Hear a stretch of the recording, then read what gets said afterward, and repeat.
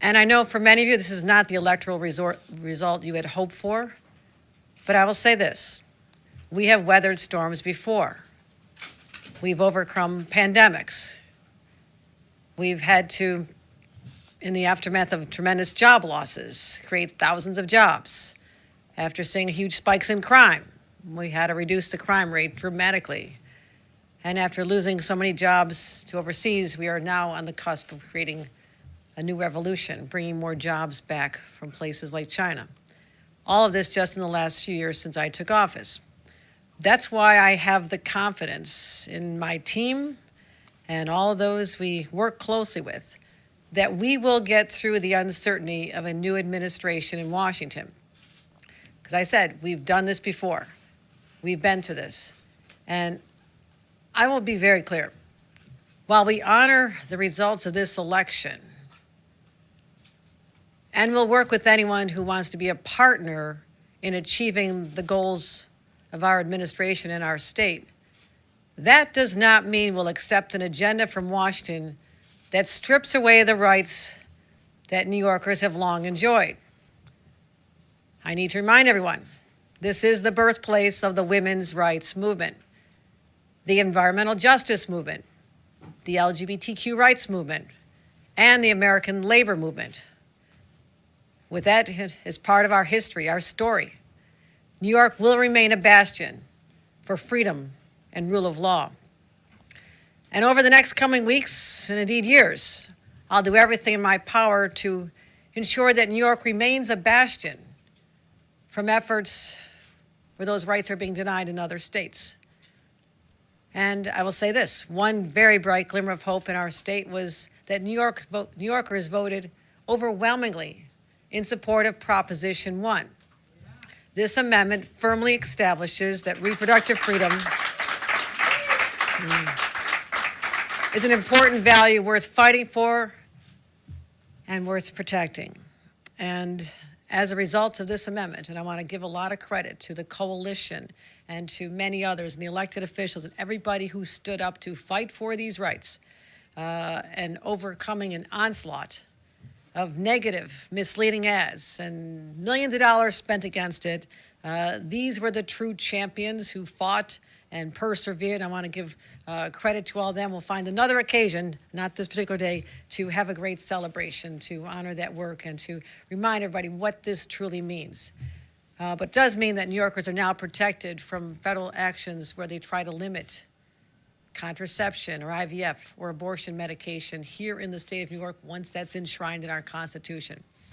And overall, I'm here to let New Yorkers know we stand ready to respond to any threats to our democratic process or our public safety. Now, what we're doing here is we have our New York State Intelligence Center continuing to monitor any potential threats for political violence against political figures and sensitive locations. They do this around the clock.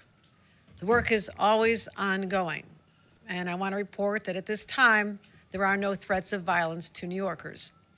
Our cyber incident response team is always vigilant to support our partners in response to any cyber threats or incidents in the aftermath of this election. And the New York State Department of State continues to work with state police to ensure that the convening of the Electoral College, which is in our state capitol, on December 17th will be safe, secure, and as smooth as our election was yesterday.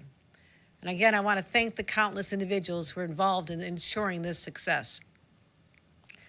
And we'll always protect the right of our residents' First Amendment rights. And some may feel moved to protest in the coming days, coming years. We'll respect that right, but we'll always expect New Yorkers to express themselves peacefully. And there's a couple of other actions I want to announce today. First, I created the Empire State Freedom Initiative, focused on key areas that are most likely to face threats from the Trump administration. Again, reproductive rights, civil rights, immigration, gun safety, labor rights, LGBTQ rights, and our environmental justice. Our team will do whatever we have to do to identify any possible threats to these rights that we hold dear in the state of New York and protect New Yorkers. And this will include legislation, rulemaking, appropriations, and partnerships with our congressional delegation, and including the Biden administration at this time. And I know we're not alone in this fight. That's why I'm so proud to stand alongside my strong partner in government, Attorney General Tish James. And beginning today, senior officials and attorneys at all levels of government will work in close collaboration with the Attorney General's office and convene regularly to coordinate these efforts and provide guidance where necessary and keep New Yorkers apprised of our efforts. Now I'll say this. President-elect Trump needs to repeal his elimination of the state and local tax deduction. He also needs to support our ongoing efforts to support our transit, support the Gateway Tunnel, the 2nd Avenue subway, and fund major critical infrastructure, again, particularly the MTA. And also to back our critical economic development projects, such as those funded by the CHIPS and Science Act, which is intended to bring manufacturing back home from China and South Asia and create thousands of jobs in our state, as is occurring with Micron. And I will work with him or anybody, regardless of party, on these kind of efforts that I know will benefit the state of New York. However, if you try to harm New Yorkers or roll back their rights, I will fight you every step of the way. New Yorkers are resilient. We fought the first time around and we'll fight again. Now, I know many of you woke up today feeling drained and perhaps demoralized, yet I know we will find tremendous reserves of untapped energy within ourselves. I reflect on what football coach Vince Lombardi once said. It's not whether you get knocked down, it's whether you get back up. So today, fellow New Yorkers, we got back up. And we'll do it every single day. We'll go to work, take our kids to school, look out for our friends, our neighbors, our communities, and demonstrate through our actions that we'll always stand up for an America that respects the rights and freedoms that were envisioned and protected since the birth of our nation. Let me end with this. In New York's harbor, beneath the Statue of Liberty's outstretched torch, lies an inscription most of us are familiar with. Give me your tired, your poor, your huddled masses, yearning to breathe free. But fewer know the final words engraved on that plaque. I lift my lamp beside the golden door. Now, perhaps you woke up today saying that that lamp doesn't shine quite as bright anymore. But I know, New Yorkers, we will meet this moment, and we'll lift that lamp even higher to guard its unwavering flame and ensure the warm light of opportunity continues to reach all who dare to believe in it. That is our New York, and New Yorkers will persevere over the next 4 years. Thank you for coming today. It's important to express how strongly I feel, but also to say this. This is a great country, but our job is to make it even better. And we start here in a place like New York that has always been that place to push progressive values forward, protect our citizens, and fight for what's right. That's who we are as New Yorkers. Thank all of you, and may God bless our country and the great state of New York. Thank you very much. Let me welcome to the podium our Attorney General, Tish James. Thank you all for coming, and thank you, Governor, for convening us. I want to take a moment to thank everyone who ran for office, those who were victorious and those who didn't get the results that they worked for. There is nothing more difficult than running for office, and our democracy is better off because of your efforts. We also achieved an important step in our efforts to protect our right to choose in New York. And I want to thank Sasha Ajua for all of her efforts and Donna Lieberman of ACLU for all that they have done to get us to that point. Thank you to all of those who worked so hard to enshrine that right in our Constitution and protected generations to come. I also want to thank New Yorkers for showing up in record numbers to the polls to exercise your most basic and sacred democratic right. And lastly, I congratulate the President-elect Donald Trump. And if possible, we will work with his administration. But we will not compromise our values or our integrity or our principles. We did not expect this result, but we are prepared to respond to this result. And my office has been preparing for several months because we've been here before. We faced this challenge before, and we used the rule of law to fight back. And we are prepared to fight back once again.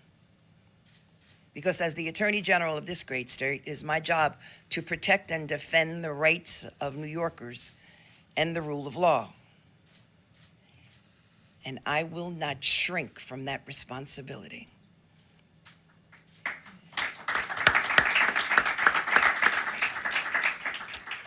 You see, between 2019 and 2021, the Office of the Attorney General took nearly 100 legal actions against the previous Trump administration, including when he attempted to cap the state and local tax, and when he sought to eliminate funds and grants for law enforcement officers here in the state of New York. We fought to preserve DACA and protect the Affordable Care Act. We fought to prevent a question about citizenship from being on the census because we were concerned about the impact of funding, the lack of funding to the state of New York and how it would affect these programs. We beat the Muslim ban. We stopped the dismantling of the United States Postal Service.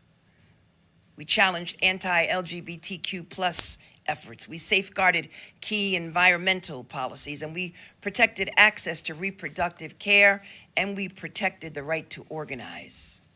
We worked around the clock to defend these basic rights with our Democratic colleagues across this nation.